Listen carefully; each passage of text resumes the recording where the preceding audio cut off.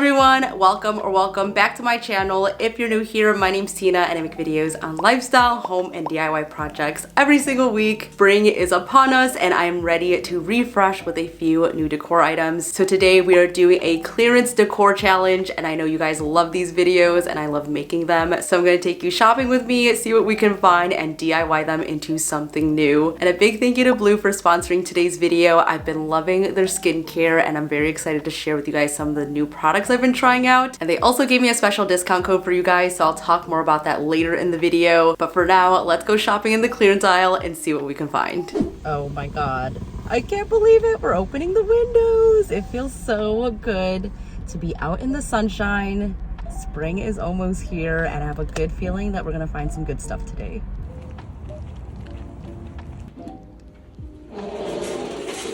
Alright, so there are a couple of clearance areas in the store, so I basically just headed towards the back, and that's where they have all the furniture, art, and lamps. And when I was there, I noticed that there was a lot of lamps that were on sale, so if you're on the hunt for one, definitely check out the clearance aisle first before you check the main section. One thing about Homegoods is that they always have a great selection of baskets, but I did find one area where they had a bunch that were on clearance, so I was super excited to see some really cute ones and definitely had to pick one up. I love a good hunt, and just looking at all the items that people would otherwise overlook and giving them a second life is such a fun challenge for me. So I hope that this video inspires you to look at some of the clearance items in your store and gives you a new perspective and all the DIY possibilities. We're back! I wanted to quickly show you guys what I found, and the first item is this spice rack. This was only $10 and it's pretty big. And I was thinking that we could make this look a lot cuter and use it for some DIY storage. This room is actually a really big mess, so I honestly can use all the organization that I can get. And I know that we can give this a little makeover and make it look really cute, so this is what we're starting off with. The next item I got was this macrame basket, and this was $12, which I think is a good price, especially for how large this is. I haven't seen many baskets that look like this with the macrame, so I thought that we could turn it into something. You could also maybe turn it into a light if you remove this linen part, but I do have another plan for it, so I'm excited for this one. And I also grabbed a lampshade. This one is $8. It was originally $17. I feel like lampshades can get quite pricey sometimes, so this was a really good find. Buying a new lampshade is such a quick and easy way to update a lamp without spending a lot of money, so this is gonna be fun to DIY as well. Next up, we have this lamp, which I honestly don't mind the style of it. It was only $19, which I think is a great price. And if I step back, you can see how big this lamp really is. It also comes with one of these pulls right here, which I definitely don't have any lamp like that, so I think that's a cute detail. And I actually have not decided if I want to DIY this or not. I might just keep it as is, but let me know in the comments what you guys think, because yeah, I'm very up in the air about this one. So those were the items that I'm going to DIY, but I did want to share this clearance pillow that I found. They had so many amazing pillows on sale, and this one was only $12, which I think is amazing for the quality. This woven pattern is so beautiful, and I plan to use this when we make over the bedroom, so keep your eyes peeled for that. Okay, so I'm gonna start with this organizer first, and you guys can see it is silver, but of course I want to change that to gold. Especially with this grid pattern, I feel like that's really trendy in a more gold color, and I'm very excited because it's actually warm enough that I can spray paint outside. So I'm gonna start with that and then show you guys what else we do with it. So I found this vintage gold metallic spray, which is totally what I was going for. I wanted a more yellow gold color, which I've been seeing a lot online, so this was perfect. I made sure to give it a couple of coats and then sprayed it with a clear top coat to seal everything in. Okay, first of all I did was spray paint this and it already looks way more expensive. I'm loving this gold color, and if you wanted an easy DIY, you could totally just stop here. Of course, I want to level it up a little bit, so we're going to add some macrame. I thought that would look really cute on the sides over here and add a little bit more texture to this. And since this is pretty thin, we're going to use a thinner macrame. So I have a 3mm one here, and we're just going to cut a whole bunch of pieces and then knot it against this top piece right here. It's been so long since I've done a macrame project, so I feel a little bit rusty, but the general rule here is whatever length that you have for your project, depending on how many knots you want to do, I usually do about 3 to 4 times that length, and that means doubled up. So I have it doubled up here, and then I'm gonna match it against this, and this is about 3 times the size, and I'm gonna go a little bit longer than that just in case.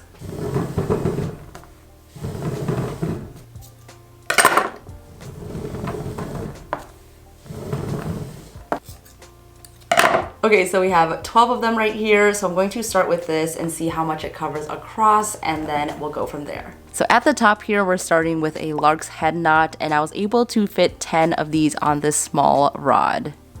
You might notice that the other side underneath this is already done, and that's just because my camera was not recording when I did it the first time. So here I am filming it the second time around, and I'm gonna go ahead and start creating a diamond pattern.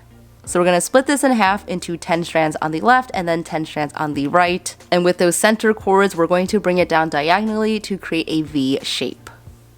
And to start, we're going to create double half hitch knots. So all you need to do is to take that cord that's underneath and then cross that over to create a backwards 4. Then you can pull it under and loop it through and then repeat it once more again, and this is going to be our first knot.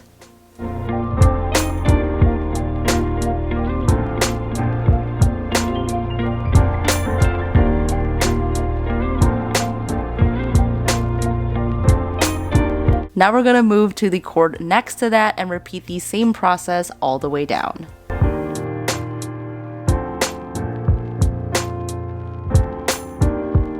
So again, we're going to make a whole bunch of those backwards 4s and just loop those through.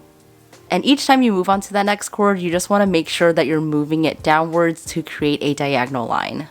This is one of those knots that's really basic, but you can create so many amazing designs once you know how to do it. And for the design for this project, I'm only going to be doing 2 basic knots, so it actually looks a lot more complex than it really is, but once you get the hang of it, you're going to see how easy it really is.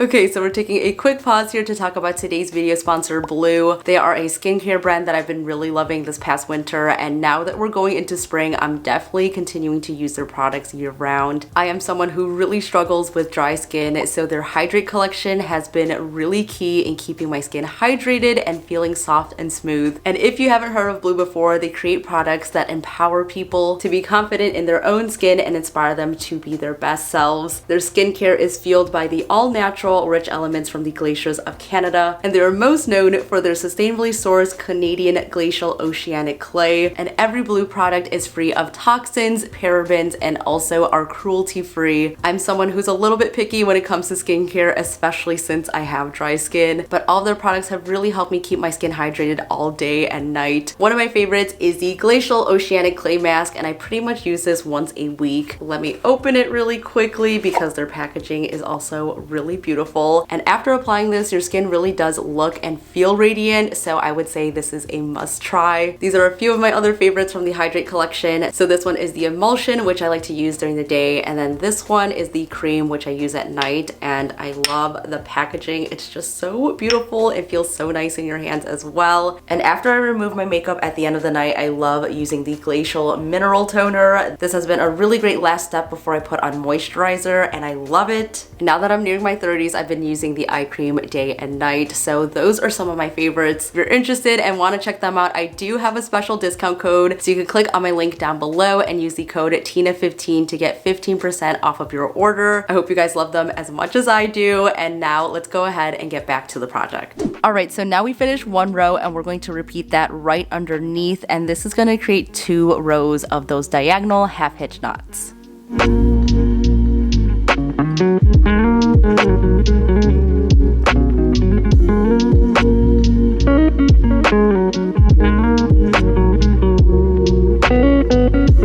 Okay, so you probably guessed by now, but we're basically going to repeat this onto the other side by just mirroring what we just did on the left side. And again, macrame really is all about repetition. So once you get one side down, you're pretty much golden. You just want to keep repeating it throughout. So now this is looking really good, and we have our upside down V shape, and this is going to be kind of a focal point in our diamond shape. So I'm taking the 4 middle cords and I'm going to create a square knot there. So you just want to take the left cord, create a number 4 across the 2 middle cords, and with the right cord you just want to take that and cross it over the left cord and then bring it through the back and loop it through. And voila, you have your first square knot, and I'm just going to repeat this onto the left side and also the right side. To complete our little plus sign, we're going to do one more in the center again. And after completing this last square knot, this is basically the only 2 knots that you need to know for this design. And a square knot is another one of those fundamental knots that you need to know in macrame.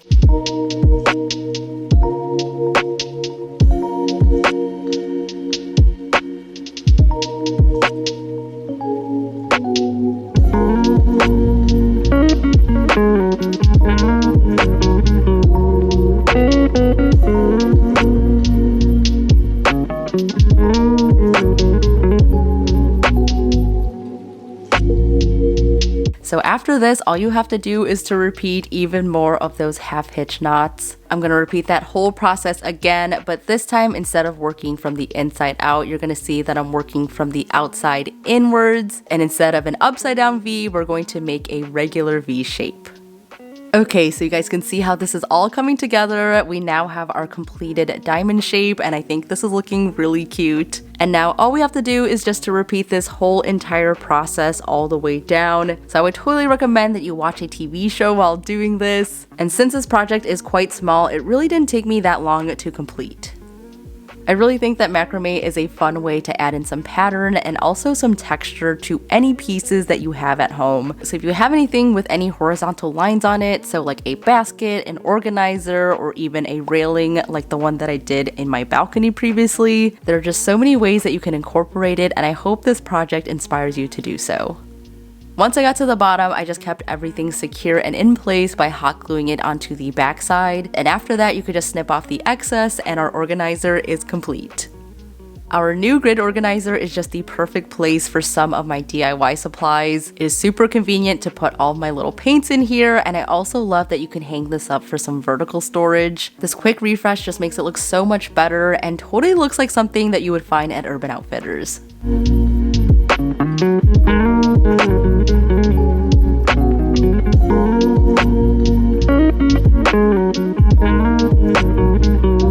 Alright, so moving on to this project, I really love the design of this, and I think that we can make it pop more by adding in some color. You can see right here, I don't really like that the liner inside is covering the top of this edge. It just doesn't look as nice. So I think I'm going to take it off and then we can dye the inside. That way there's going to be more contrast for the design to pop off of, and I think it's going to look a lot better.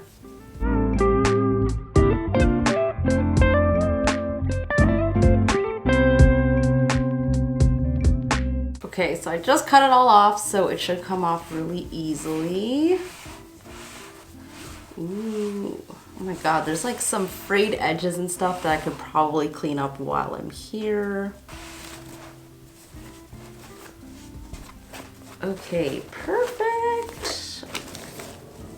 Wow. Even just taking this off, it looks really cool like this without the liner, so if you find a basket like this and just take it out, it looks so much better. This part is made of a canvas material, so that's going to be pretty easy to dye, and I think I'm going to go with a neutral color because you guys know that I love neutrals, so let's go and dye this. So I have a bowl of hot boiling water here, and you want to make sure that it's at least 140 degrees Fahrenheit or higher to be able to dye the item. And to that, I'm adding a teaspoon of dish soap, and since we're dyeing cotton, I'm also going to add about 1/4 cup of salt, and I'm basically just going to eyeball this. For the dye color, I'm using a combination of orange and brown dye to get a nice warm brown color. I poured in the orange dye first since it's the lighter color, and then I darkened it up with the brown.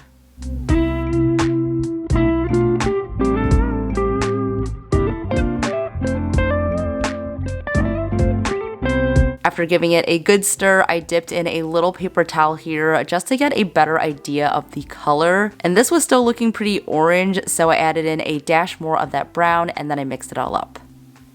Now it's time to dunk it in, so I'm just putting that liner right into the bowl. You'll also notice I'm wearing gloves because dyeing your fingers is no fun. And you can let it sit in there for up to an hour if you really want a dark color, but I'm just gonna go for 30 minutes.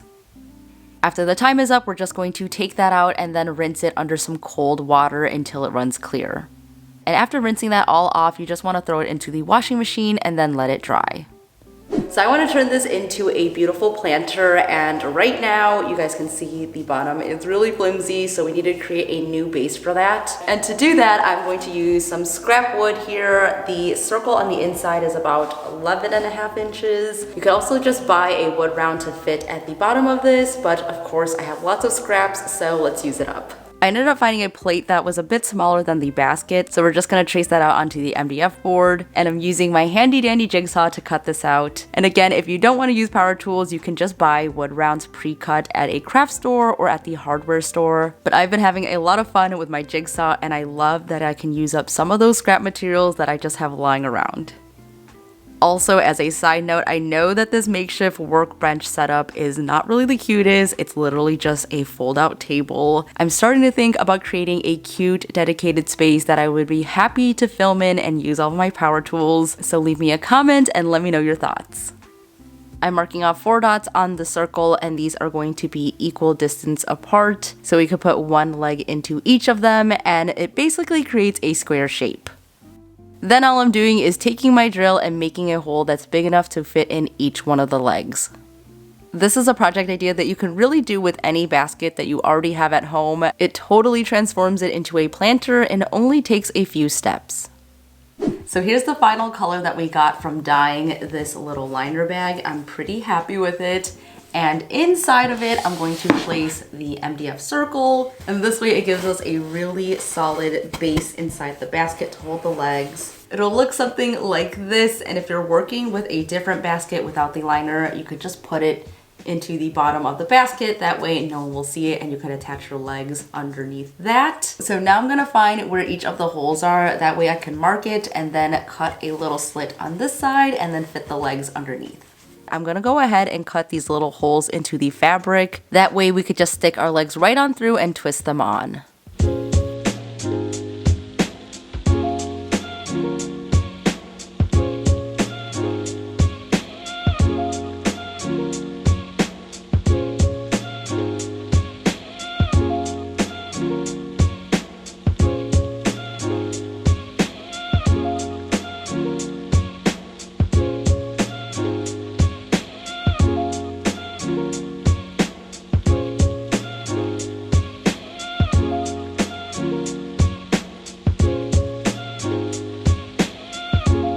Luckily, since the weave on this basket is really large, this part was really easy to do.